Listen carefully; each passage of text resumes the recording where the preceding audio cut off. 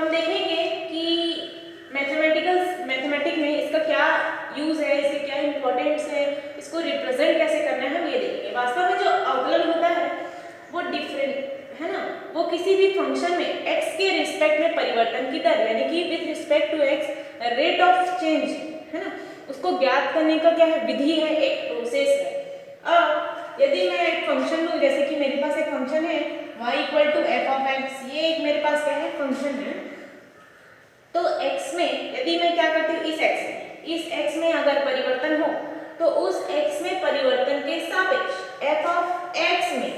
परिवर्तन, क्या परिवर्तन होता है इसका अगर हमको क्या रेट ऑफ चेंज निकाला जाए या फिर हम क्या निकालें, इसका दर निकाल लें, तो जो भी आएगा प्रोसेस को करने के बाद हमको जो भी रेट ऑफ चेंज हमारे पास निकलेगा वो क्या होगा, डिफरेंशिएशन होगा। हमने जो प्रोसेस किया वो क्या हो गया, डिफरेंशिएशन हो गया। अब डिफरेंशिएशन तो कह लिया कि x के रिस्पेक्ट में रेट ऑफ चेंज हम करने की विधि को क्या बोल रहे हैं, डिफरेंशिएशन कह रहे हैं। लेकिन हमारे पास जो रिजल्ट आएगा इस डिफरेंशिएशन को करने के बाद हमारे पास जो भी रिजल्ट आएगा वो क्या कहलाएगा, हमारा डेरिवेटिव या फिर क्या कहलाएगा, अवकलज। ठीक है, अब मैंने एक फंक्शन लिया था ये है ना, इस फंक्शन पे देखते हैं क्या रेट ऑफ चेंज आता है, इसको कैसे करते हैं। ठीक है, तो मैं सबसे पहले क्या करती हूँ, इस x में क्या करती हूँ, मिनिमम चेंज करती हूँ है ना, या तो मैं इसको प्लस इसमें कुछ ऐड कर दूंगी या तो इसमें कुछ घटा दूंगी। तो मैं चलो इस x में मैं कुछ चेंज करके इसमें कुछ क्या करती हूँ, ऐड कर दिया मैंने, जैसे कि डेल x। ठीक है, जब मैंने इसमें थोड़ा सा चेंजेस किया तो इधर भी तो कुछ चेंजेस आएगा, तो मैंने डेल वाई चेंजेस किया। तो यहाँ पर चेंज के बाद ये क्या होगा, y में परिवर्तन की दर किसके सापेक्ष, x के सापेक्ष। और यहाँ पर देखो, जहाँ इसको मैं लिख सकती हूँ कि जो डेल y है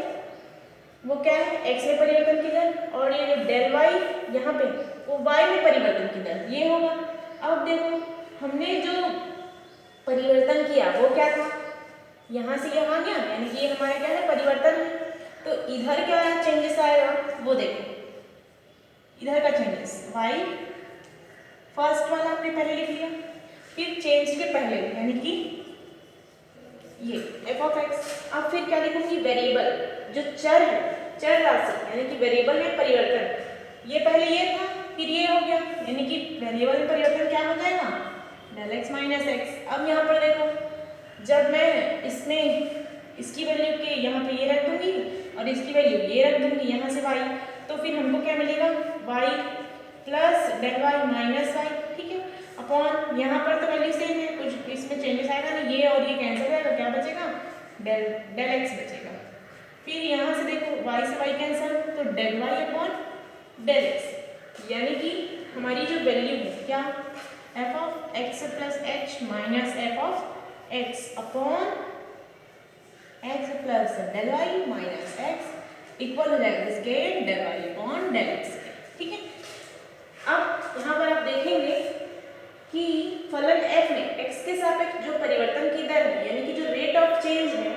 y में विथ रिस्पेक्ट टू x वो क्या है, ये जो वैल्यू आएगी वो हो जाएगी है ना।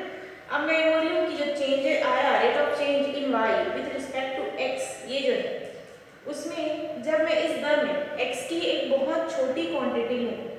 छोटा सा चेंज अगर निकाला जाए यानी कि x इक्वल टू एकदम जीरो पर, जीरो नहीं है लेकिन जीरो पर निकाला जाए,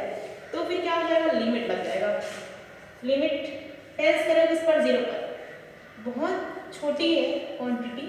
जिसको मेरे को टेंस कराना है जीरो पर, लेकिन वो जीरो नहीं है लेकिन मेरे को टेंस कराना है, तो उसको कैसे लिखूंगी, इस टाइप पर लिखूंगी, ये टेंस करेगा जीरो पर, वैसे यहाँ पे भी लिमिट लग जाएगा, लिमिट डेल एक्स टेंस करेगा जीरो पर,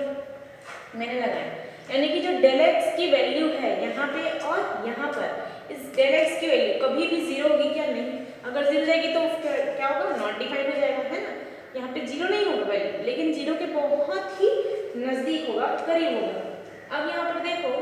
ऐसी स्थिति में जो रेट ऑफ चेंज होगा इसका जो बिहेव होगा क्या, कैसी स्थिति में, जब x इक्वल टू जीरो पर नहीं है और जीरो के बहुत नजदीक है, उस टाइम पे जो रेट ऑफ चेंज हमको जो मिलेगा इसका जो बिहेव होगा वही क्या होगा, अवकलन होगा, और इसकी जो वैल्यू आएगी, बिहेव अवकलन यानी कि प्रोसेस क्या हो गया, अवकलन, लेकिन जो वैल्यू आएगी वो क्या हो जाएगी, डेरिवेटिव यानी कि अवकलन। जो वैल्यू इसको करने के बाद, इस प्रोसेस को करने के बाद जो हमको रिजल्ट मिलेगा उसको क्या बोलेंगे हम, ऑकुलर बोलेंगे। अब यदि मैं ये बोलूँ कि ये जो लिमिट है यहाँ पे जो एक्स डेल एक्स, ये जो हमने जो क्या लगाया था, लिमिट लगाया था, वो क्या करता है, एग्जिस्ट करता है इफ देन ये जो वैल्यू है, क्या वैल्यू, ये वाली, वो क्या हो जाएगी, dy अपॉन dx हो जाएगी। ठीक है, अगर हमने जो लिमिट लगाया वो एग्जिस्ट करे तब। ठीक है, तो जो dy अपॉन dx है इसको हम क्या कहते हैं, derivative of y with respect to s। जिस प्रोसेस को करते हुए जो रिजल्ट है ना, रिजल्ट के फलस्वरूप डेरिवेटिव बनता है उसको क्या बोलते हैं, ऑकुलर बोलते हैं। ठीक है, किसी भी बिंदु x पर लिमिट निकालना हो तो जैसे कि मेरे को x बिंदु पर लिमिट निकालना है, तो यहाँ पर देखो हमने x बिंदु पर लिमिट जब निकालूंगी तो यहाँ पर मैं छोटा सा चेंज क्या कर रही हूँ, सारे डेल x के जगह पे h लिख दिया, डेल x के जगह पे h है ना, यहाँ पर भी मैं डेल x की जगह पे क्या लिख देती हूँ, h लिख देती हूँ। तो ये थोड़ा सा चेंज आ गया, a बिंदु की x बिंदु के है ना। अब मैं क्या बोल रही हूँ कि जो x की वैल्यू है वो a के इक्वल है। इफ x की वैल्यू जो है a के इक्वल है, तो जहाँ जहाँ पर इक्वल इसलिए क्योंकि मैंने बिंदु x बिंदु पर निकाला था, अब मैंने पॉइंट चेंज कर दिया कि नहीं अपना पॉइंट a ले लेते हैं, x नहीं लेते। ठीक है, तो फिर वैल्यू क्या जाएगी, इस टाइप की वैल्यू आ जाएगी। इसका मतलब है कि हमारा जो डेफिनेशन आ रहा है, कौन सा डेफिनेशन, ये, इसका यूज करके हम अपना वैल्यू क्या तरह ड्राइव कर सकते हैं। इस हमको क्या मिलेगा, ऑकुलर में डेरिवेटिव मिल जाएगा। अगर अब यहाँ पर देखो इसकी वैल्यू यहाँ से हमको मिली थी एफ ऑफ एक्स, लेकिन जब हमने इसको डिफरेंशिएशन किया एक्स के रिस्पेक्ट में परिवर्तन करेंगे तो हमको क्या मिलेगा, एफ डैश ऑफ एक्स है ना। तो इसको डायरेक्ट एज इट इज लिखेंगे, ये एज इट इज, और यहाँ पे आ जाएगा F dash of x. Okay, that time ये भी इक्वल होगा, हमने किस बेस पर निकाला इसको, x इक्वल टू a के निकाला, तो हमको f डैश जब a पर निकालेंगे तो हमको क्या मिलेगा, f डैश ऑफ a मिल जाएगा। ठीक है, यानी कि ये जो डेफिनेशन है, या तो तुम ऐसे डेफिनेशन लिखो, या तो इसके पहले del y upon del x का डेफिनेशन लिखो, या फिर f dash of x then ये पूरा डेफिनेशन लिखो। सारे डेफिनेशन सही है, आपके रिजल्ट आएगी आप अगर इस प्रोसेस को करेंगे तो। अब मैं यहाँ पे एक फॉर्मूला बताती हूँ कि फॉर्मूला कैसे डेराइव करेंगे इस डेफिनेशन को यूज करके।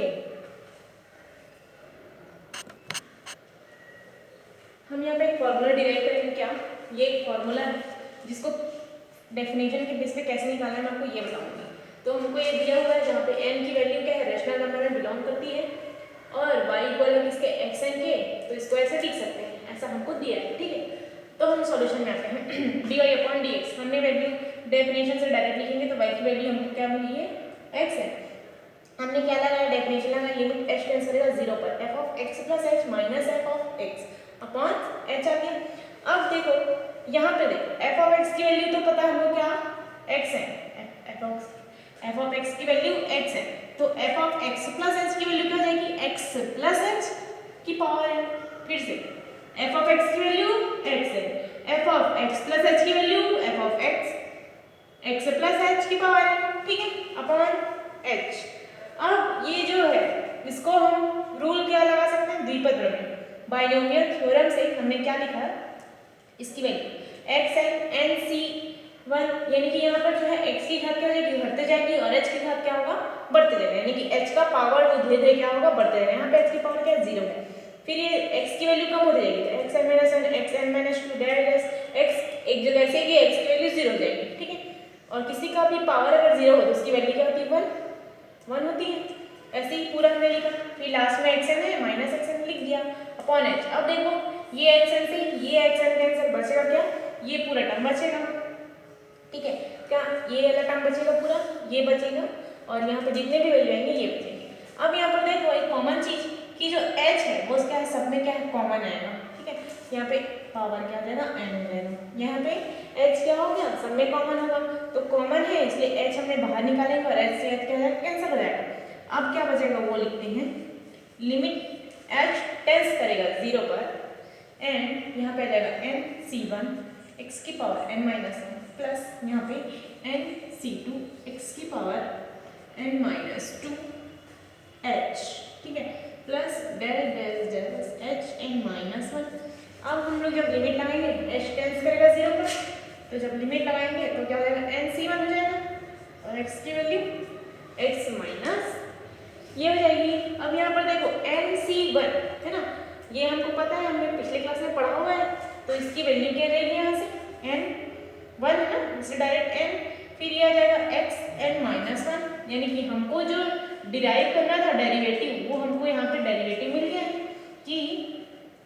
अगर हम इसका आउटलाइन करें, इस प्रोसेस का आउटलाइन करें तो हमको क्या वैल्यू मिलती है, ये हमारा क्या होगा अवकलज होगा, ये हमारा क्या होगा डेरिवेटिव होगा। ऐसे ही हम और भी बहुत सारे फॉर्मूलाज साइन कॉस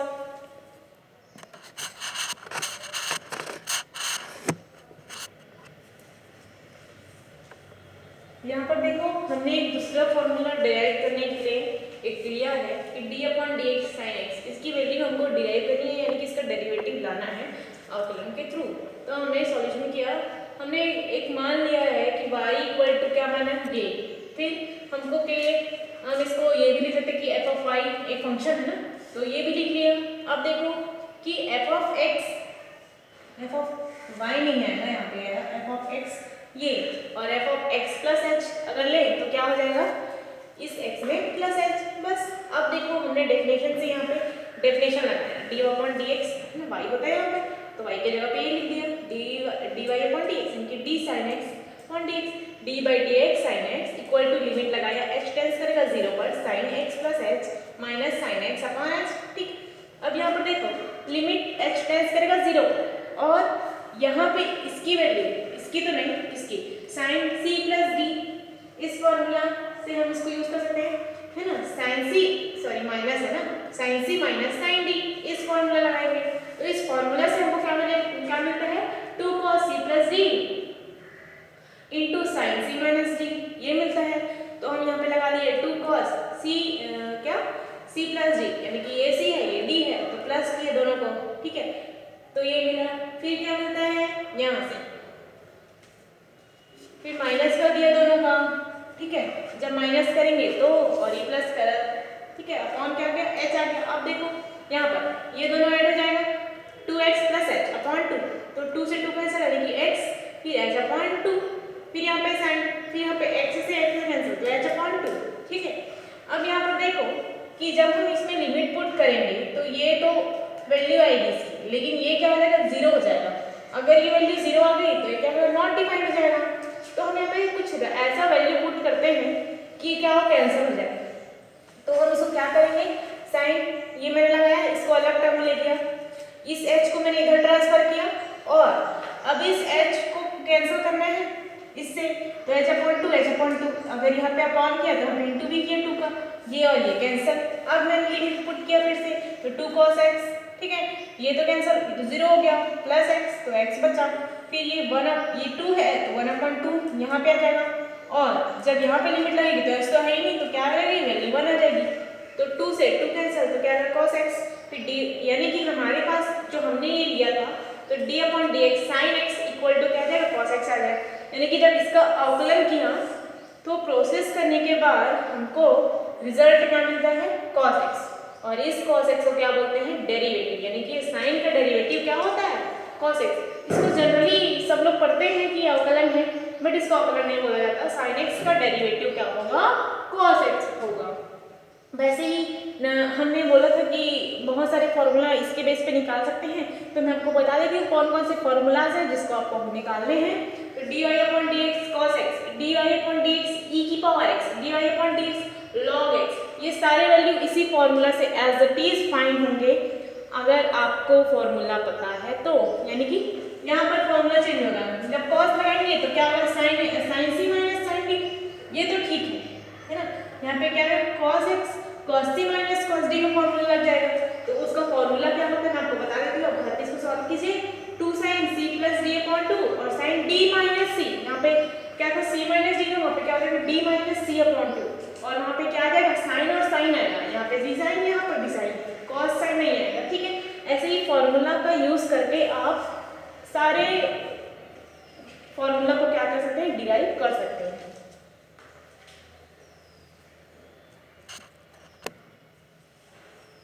मैंने इसके पहले फॉर्मूला बताया था x की की पावर n होगी तो क्या फॉर्मूला लगता है, तो अगर x की पावर n की जगह 5 हो तो सेम फॉर्मूला से हम क्या करते हैं, इसका डेरिवेटिव फाइंड कर सकते हैं। तो हमको क्या मिलेगा, n की जगह पे 5 n x n minus 1 यानी कि 5x 5 minus 1 तो 5x की पावर 4 ये वैल्यू मिल जाएगी। अगर हमको पूछा जाए d/dx dy/dx x की पावर 5/2 देन हम इसी फॉर्मूला से फिर यूज करेंगे, तो 5/2 x की पावर 5/2 minus 1 तो फिर हमको क्या मिल जाएगा यहाँ से 5/2, फिर यहाँ से हो जाएगा x, फिर देखो 2 का यहाँ से माइनस होगा तो क्या हो जाएगा 3/2, ये वाली वैल्यू आ जाएगी। अगर ये तो रहा क्वेश्चन चेंज किया मैंने, ठीक है, x की पावर क्यूब प्लस x का स्क्वायर दैट टाइम फिर हम कैसे सॉल्व करेंगे, किया जा सकता है इजीली। देखो dy/dx किया मैंने तो ये पूरा dy/dx से हो गया। अब यहाँ पे दो टर्म है ये और ये, तो मैं दोनों के लिए अलग अलग लिख सकती हूँ ना, dx/dy क्योंकि ये किसमें है, एडिशन में है। अगर ये सब्ट्रैक्शन में हो तो तब भी इसको ऐसा लिखा जा सकता था,